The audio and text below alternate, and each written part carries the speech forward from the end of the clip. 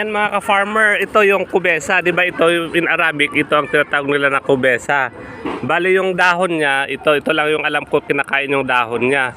Yun pala, mga ka-farmer, pati pala yung bunga niya, you can eat. Edible din yan. Ang bunga niya ganyan. Natikman ko, masarap nga. So, ito kasi kasama ko, sabi niya, nung bata daw sila, ito daw ang kinakain niya. Kinakain daw nila yung ganito, yung bunga niya. Natikman ko nga mga ka-farmer, masarap. Sabi ko, oy, okay pala. Kaya, yung kubesa pala,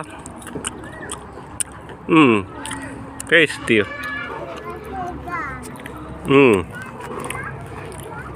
Akala ko ayon sa explanation, yun palang kubesa, kaya pala itong di ba yung Arabic, yung kubesa, kaya pala